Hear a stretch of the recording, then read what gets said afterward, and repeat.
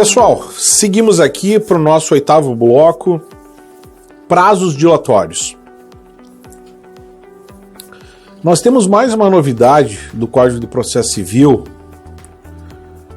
que não tem parâmetro no sistema processual anterior. Nós procuramos identificar como novidades positivas do Código de Processo Civil para a nossa advocacia no direito social pontos realmente do CPC absolutamente, verdadeiramente importantes e que também não guardam nexo, né, com as disposições do Código de 73. E os prazos dilatórios, pelo menos da forma como estabelecidos pelo artigo 139.6, é um exemplo importante nesse sentido. Veja que debate no Brasil sobre prazos dilatórios e preemptórios sempre foi bastante forte, gerou bastante enfrentamento dentro da doutrina. A maioria dos prazos processuais dentro de um código de processo, a maioria desses prazos são dilatórios ou preemptórios? Havia uma orientação no Código de 73 de uma certa prevalência pelos prazos preemptórios.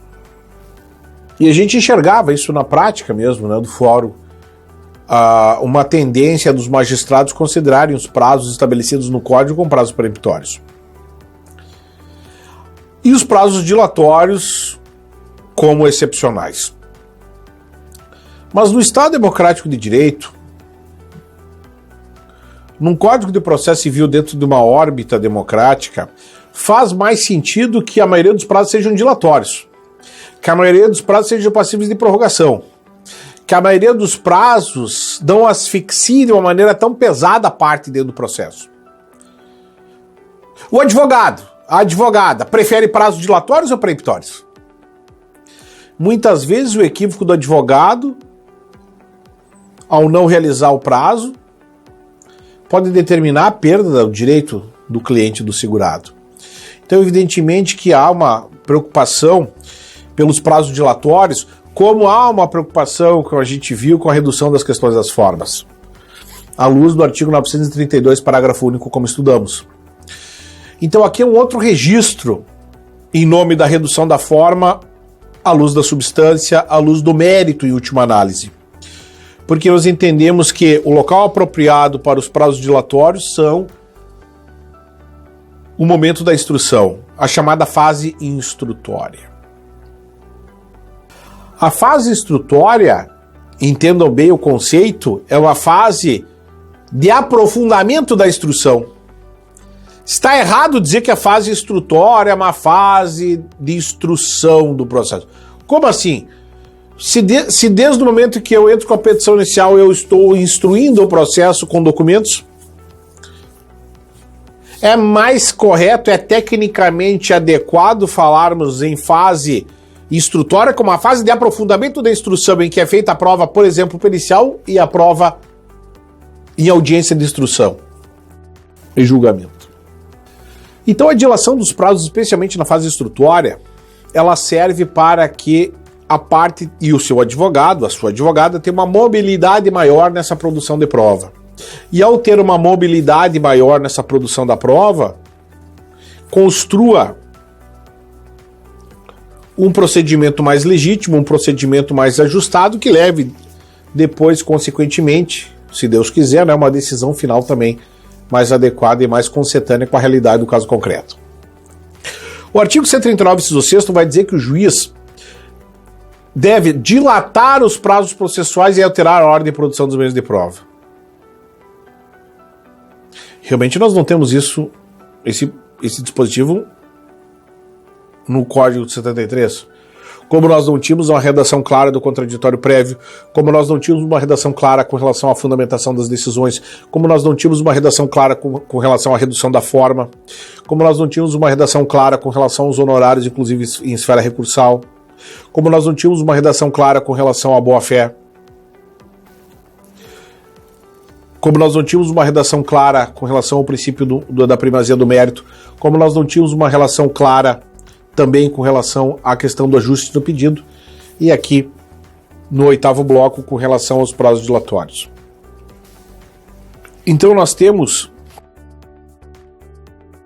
a partir do artigo 139, inciso 6º, essa definição de que a maioria dos prazos no Brasil são dilatórios. Porque há um comando geral de dilação de prazos e alteração da ordem de produção dos meios de prova. Podemos ter esses prazos dilatórios fora da fase instrutória? Sim, podemos ter. Já tivemos exemplo informado, trabalhado pela doutrina, em especial pelo professor Fernando Gajardoni, aí de São Paulo, sobre contestação em que se dilatou o prazo, diante da complexidade da petição inicial de 17 volumes de uma ação ambiental. Entendemos que os prazos peremptórios, eles pelo menos 2 ainda se preservam, como regra geral o prazo para contestar e principalmente o prazo para recorrer, porque envolve a possibilidade no procedimento comum, notadamente, do recurso adesivo e dessa possibilidade, né, a partir do momento em que eu dou prazo para uma parte recorrer, eu estabeleci a estratégia recursal da parte contrária. Mas, como regra geral, a maioria dos prazos de desenvolvimento regular do processo devem ser prazos considerados dilatórios. Na fase especificamente instrutória, há uma preocupação muito grande que se deve ter com o direito prioritário à prova. Há uma preocupação muito grande que se deve ter com a necessidade de autorizar dilação de prazo para juntada no processo previdenciário, juntada de quesitos, indicação do assistente técnico, laudo do assistente técnico, juntada de quesitos complementares e suplementares, juntada de rol de testemunha, tudo isso que pode determinar a produção da prova de uma maneira mais qualificada. Especialmente, repito, no procedimento comum, diante das dificuldades que a gente sabe que existem para um maior aprofundamento da instrução na fase, no rito, né, do juizado especial, no rito sumaríssimo. Então vejam que a construção dos prazos dilatórios é uma construção muito importante em nome da segurança jurídica e da redução da forma. Quando a gente fala em prazos dilatórios, a gente não fala em justa causa, que é uma situação mais excepcional, justamente em que a parte pode requerer uma prorrogação de prazo, mesmo diante dos prazos peremptórios. A gente fala em situações até corriqueiras, mas que nós temos, por um lado, o rigor da questão da forma e, por outro lado, a necessidade da produção da prova. E a necessidade da produção da prova deve ser preservada.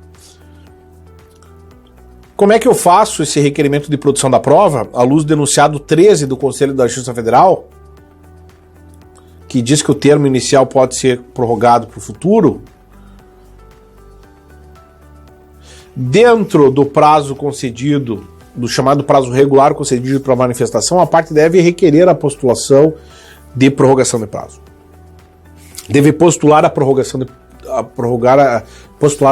de prazo e, a partir daí, realizar a medida assim que possível, mesmo antes do despacho judicial. Agora, se a parte ela não fizer o requerimento de prorrogação do prazo, como é que o juiz vai saber que a parte tem interesse nisso? Imaginem que o juiz tem intima para juntada de rol de testemunha para uma averbação no tempo rural. Se o prazo passar em habeas, pode o juiz entender que tu não tem interesse na produção de prova oral ou que tu não tem testemunhas. Agora, se tu está realmente procurando as testemunhas, se está tendo uma dificuldade para se encontrar essa testemunha, e essa dificuldade pode ser do próprio segurado, né, e tradicionalmente para trazer esses colegas, esses lindeiros, pessoas que viviam lá no campo com ele, tem que informar o seu juiz. Então o artigo 139, inciso 6º, articulado ao parágrafo único, nos encaminham, nos indicam no sentido de que a parte pode e deve requerer a prorrogação de prazo dentro do prazo regular. E a partir daí, utilizando o permissivo legal previsto no artigo 139.6, o juiz deve autorizar essa medida e, por isonomia, também deve determinar que a parte contrária tenha o mesmo prazo complementar para que seja adotada qualquer medida que entenda pertinente no processo. Dilação de prazos é algo que o advogado previdenciário tem que se conhecer. Está sempre impedido de tomar uma medida fora do prazo previsto em lei? Não. Mas o ideal, conforme a própria disciplina do artigo 139, parágrafo único, é que faça esse requerimento de dilação de prazo dentro do prazo regular. Ou seja, dentro do prazo legal concedido pelo cartório para que seja adotada aquela medida processual.